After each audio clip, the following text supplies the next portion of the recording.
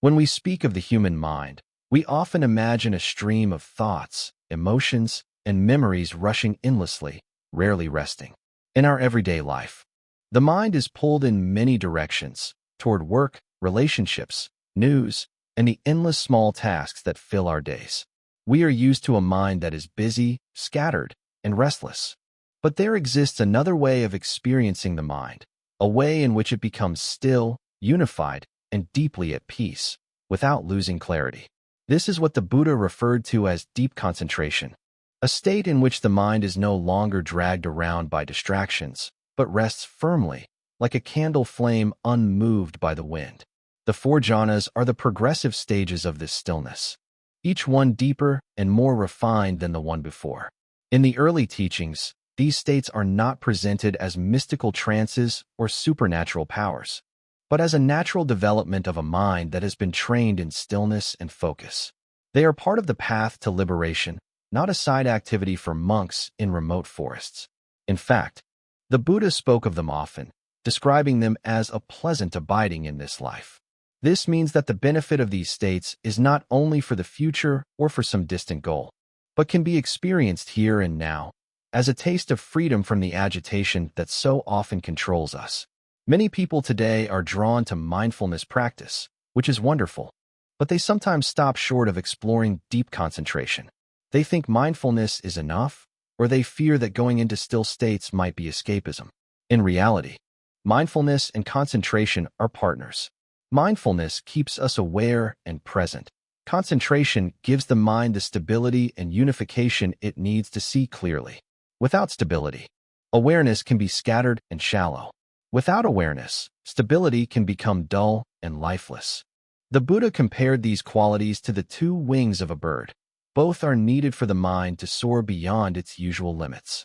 To understand the four jhanas, it is important to first see them in context. They are part of the Eightfold Path under the factor of right concentration. This means they are not isolated practices, but grow naturally from a life guided by right view, right intention, and right action. A mind filled with greed, ill will, or restlessness cannot enter these states, no matter how long it sits on the meditation cushion. In the same way that a farmer must prepare the soil before planting seeds, a meditator must prepare the mind through ethical living, mental discipline, and letting go of the hindrances that cloud awareness. The journey into deep concentration is not about forcing the mind into silence, and the surface becomes clear enough to reflect the sky. This clarity is the ground from which the four jhanas arise. In this teaching, we will explore these stages in detail. We will begin with the foundations needed to enter them: moral discipline, overcoming the 5 hindrances, and finding a meditation object that suits the mind. Then we will travel step by step through the four jhanas themselves, seeing how the mind changes and refines itself at each stage. Along the way, we will reflect on how these stages of deep stillness are not ends in themselves, but tools for awakening, helping us to see impermanence, suffering, and the absence of a fixed self with greater clarity. The Buddha never presented the path as a matter of belief alone. He invited people to see for themselves, but through the living reality of a mind at peace. This journey is open to anyone, whether monk or layperson, whether living in a quiet forest or in the middle of a busy city. What is needed is patience, sincerity, and a willingness to let the mind become as still as a mountain lake. From there, the depth and beauty of the inner world can be seen more clearly than ever before. Before a meditator can step into the quiet and luminous space of deep concentration, otherwise it will be disturbed by the smallest thought or emotion. The first of these foundations is the cultivation of a clean and honest way of living. This is not merely a moral ideal, but a practical necessity. A mind that is troubled by guilt, dishonesty, or harm done to others is a mind that will not easily find peace. If you have ever tried to meditate after an argument or after speaking unkindly, you know how the mind keeps replaying the event, refusing to settle. By living in a way that avoids harm, speaks truthfully, and treats others with respect, you remove much of the inner turbulence that keeps the mind agitated. This ethical base gives rise to a natural sense of ease and self-respect, which becomes fertile ground for meditation. The second foundation is the removal of what are sometimes called the five mental obstacles. These are the forces that pull the mind away from calmness and clarity. The first is the pull of desire, the tendency to keep reaching for pleasant sights, sounds, tastes, and experiences. As long as the mind is busy chasing pleasure, it cannot rest in the simple contentment of the present moment. The second is ill will, the push of aversion toward things we do not like. This is not only anger toward people, but also subtle resistance to situations, discomfort, or even the meditation itself. The third is dullness and heaviness, which drags the mind down into sleepiness or lack of interest. The fourth is restlessness, when the mind runs from one thought to another like a monkey jumping from branch to branch. The fifth is doubt, not healthy curiosity, but the kind of uncertainty that makes us question whether the practice is worth it or whether we are capable at all. The third foundation is choosing a meditation object that allows the mind to gather and settle. This could be something as simple and natural as the rhythm of the breath, the feeling of the body sitting still, or the repetition of a simple word that inspires calm. The purpose is not to think about the object, but to rest attention on it in a steady, gentle way. When the mind wanders, you simply notice and return. Over time, this repeated returning builds the strength of attention, much like a muscle being trained. Different people may find different objects more suitable, but the principle is the same. The mind needs a clear and steady anchor so it can stop being swept away by passing thoughts. The fourth foundation is the balance between effort and relaxation. Many people approach meditation with the idea that they must push hard, concentrate with force, and hold the mind in place. But this only creates tension, and the mind resists being held by sheer willpower. On the other hand, if we are too relaxed, the mind slips into laziness and distraction. Deep concentration grows in the middle ground, where there is a gentle, steady effort, combined with a sense of openness and ease. The Buddha compared it to tuning the string of a musical instrument. If the string is too tight, it will snap. If it is too loose, it will make no sound. The right balance allows the mind to stay alert without strain, relaxed without losing clarity. When these foundations are present, ethical living, the clearing away of obstacles, a suitable object of focus, and the harmony of effort and ease, the mind begins to gather naturally. It stops scattering in many directions and starts moving inward, like a river flowing smoothly toward the sea. This gathered mind is not yet in deep concentration, but it is close. It is like a traveler who has packed well, planned the journey, and is now standing at the gateway, ready to enter. Without these preparations, the journey would be frustrating and short-lived. With them, the mind is ready to take the next step, moving into the first stage of deep stillness, where the beauty and depth of the inner world start to reveal themselves. When the mind has been well prepared, it naturally begins to enter a state that feels unlike anything in ordinary daily life. In the first stage of deep concentration, the attention no longer scatters in 100 directions. It rests firmly on a single object, steady and unwavering, as though the mind has found a safe harbor after a long voyage across stormy seas. There is a sense of relief, as if the burden of constant thinking and worrying has been set down. The energy that was once spent chasing distractions now gathers together in one place, and the whole mind feels unified. This unification is not cold or mechanical. It is alive, vibrant, and filled with a deep joy.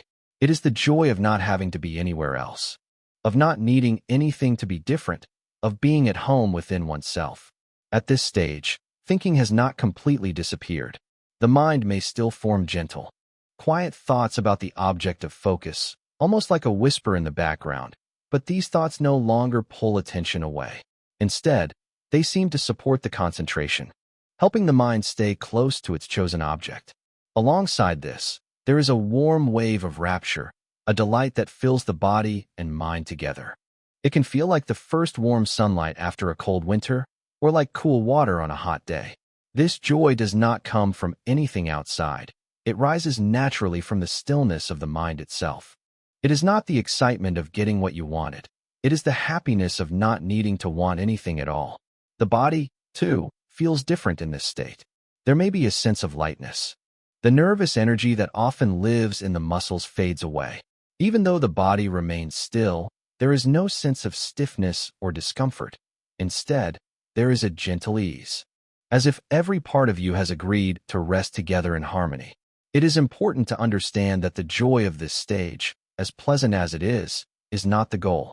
If we cling to the feeling, trying to keep it from fading, the mind becomes restless again and the concentration breaks. The joy is like a flower blooming in spring. It comes naturally when the conditions are right, but it cannot be forced or held in place. The wise approach is simply to enjoy it while it is present, without trying to own it. In time, the mind becomes more interested in the stillness itself than in the pleasure it brings, and this interest gently leads to the next stage.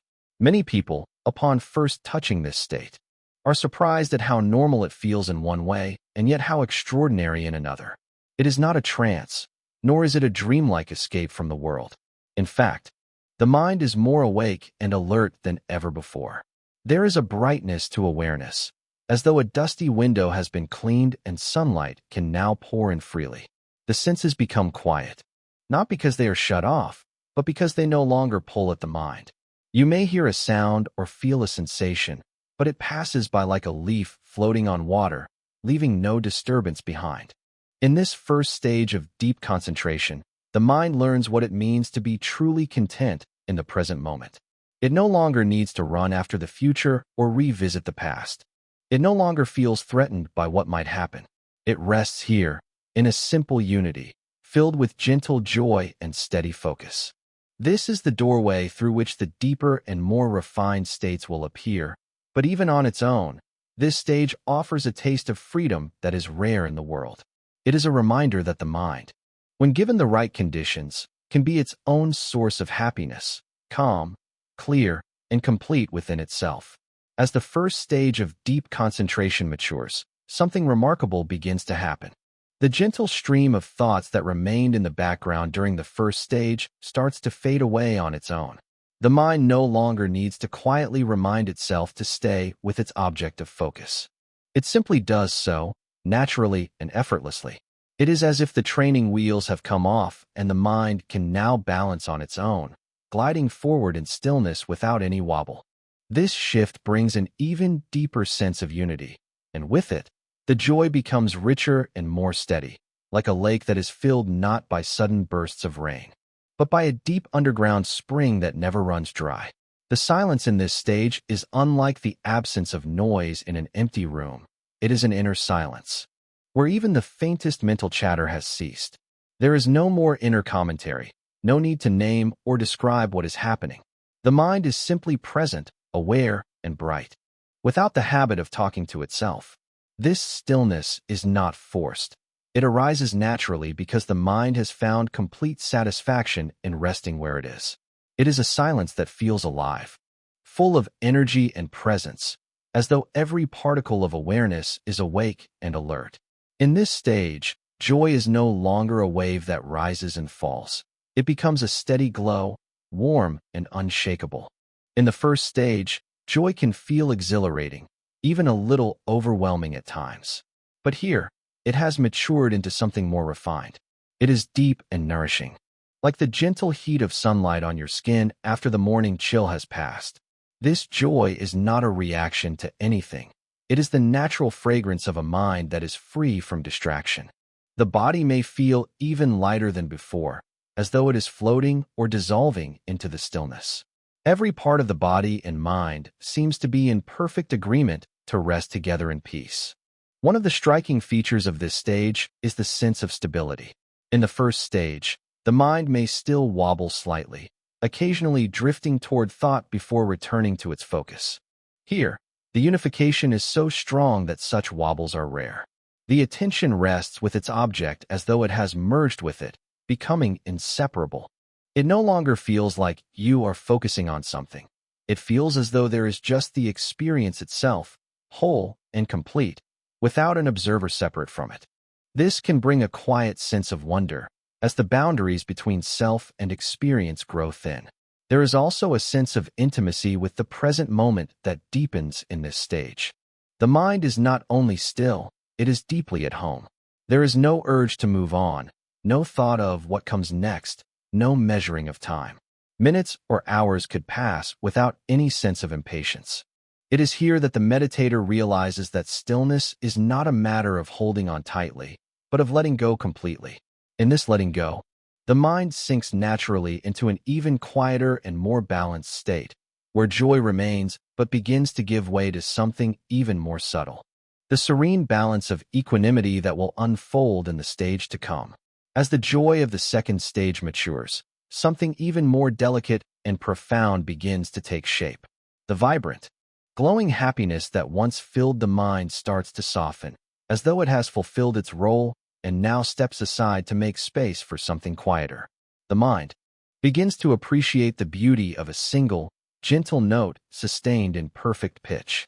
The joy is still there, but it is no longer the central experience. Instead, free from the ups and downs of emotional highs. This is not the excitement of joy, but the contentment of complete harmony. One of the most striking features here is the emergence of equanimity. The mind no longer leans toward pleasure or pulls away from discomfort.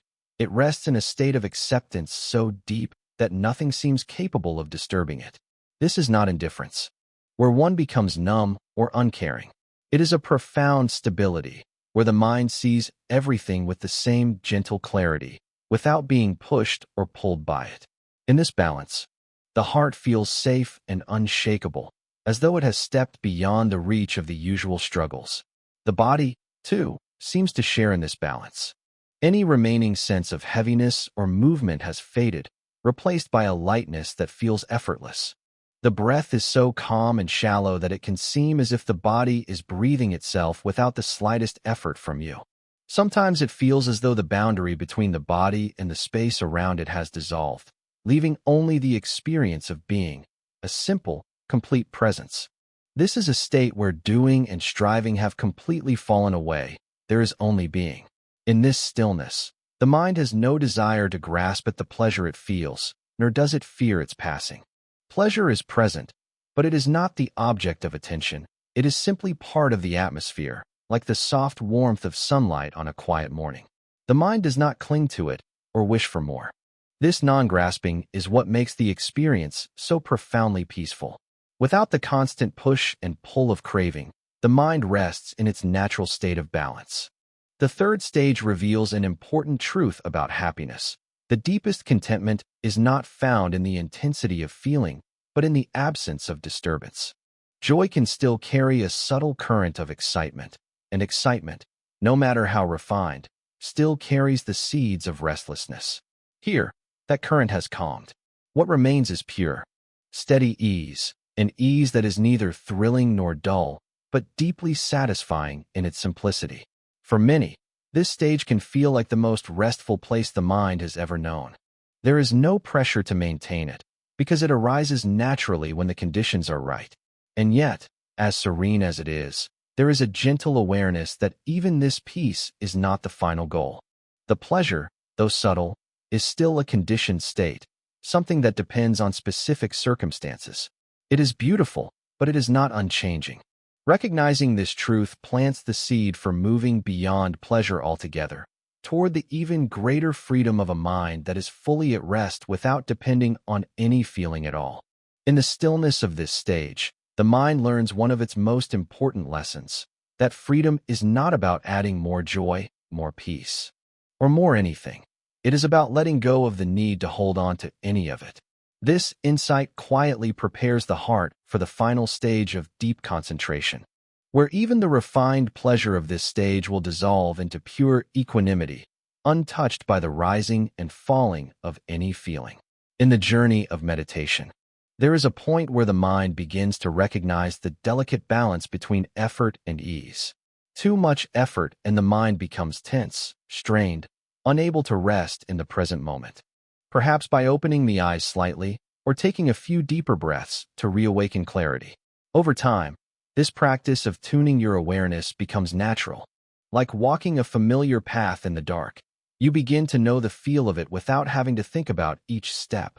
In this way, meditation becomes less about following rigid instructions and more about cultivating an intimate understanding of how your own mind moves and settles.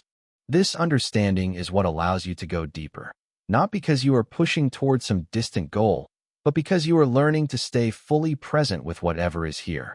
The deeper you go, the more you see that there is no need to chase after special states or extraordinary experiences. The depth lies in simplicity, in being able to meet each moment as it is.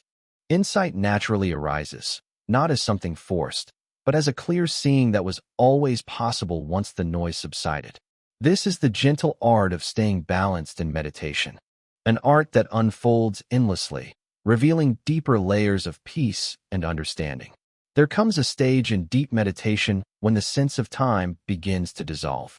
At first, you may notice only that minutes pass more quickly than expected, but as the mind becomes quieter, the usual ticking of inner time seems to fade away. The past loses its weight. The future loses its pull, and what remains is a spacious present that feels without edges. This is not about trying to escape time, but about seeing how much of our suffering comes from living anywhere but here. When the mind stops rehearsing old stories or imagining future scenarios, there is a kind of lightness, as though a heavy burden has been set down. In this timeless awareness, you begin to see experience in its pure form, sounds, sensations, thoughts, and feelings arising and vanishing without any need to label them or hold them in memory. There is a freshness to each moment, as if life is being seen for the first time. Even the breath. You realize that the mind's constant movement through time is what often obscures this clarity. When that movement slows, awareness becomes like a clear window through which reality is seen without distortion. This is not a trance or an escape from the world. It is the world revealed without the filter of grasping and fear. In such moments, there is no question of whether the experience is long or short, progress or failure. There is only the living presence itself, complete and sufficient. The practice is simply to remain here, resting in this unmeasured moment, letting it teach you how to live without being driven by the clock inside your head. As we reach the end of this journey, it is worth pausing to reflect on what we have been exploring. The path we have walked together is not an abstract philosophy, not a collection of lofty words to be admired from a distance, but a living practice meant to touch every moment of our existence. We have looked at the way mindfulness, concentration, and wisdom interweave, forming a living fabric of awareness that can hold us steady in the midst of life's storms. We have seen that the mind, and see for ourselves the restless currents of thought, the pull of desire, the sting of aversion, and the weight of confusion. At first, this can be uncomfortable. The mind resists being observed, like a thief who does not want to be caught. But over time, with gentle persistence, the layers of habit begin to loosen. We notice that thoughts come and go, feelings rise and fade. But to open the heart to compassion, when we see that our own suffering is rooted in clinging and resistance, we begin to recognize the same patterns in others. We understand, without judgment. If there is one message to carry forward from this entire teaching, it is that freedom is possible, not in some distant heaven or future lifetime, but here and now, in this very breath, in this very step. Freedom is not the absence of difficulty. Rather, it is the ability to meet whatever arises with a mind that is steady, open, and unshaken. The world will still change. People will still come and go. The body will still age and fade. But within all of this, there can be an unshakable peace, a peace that does not depend on conditions, a peace that is born from seeing reality clearly. It is important to remember that this path is not a straight road with a final destination. It is more like a spiral,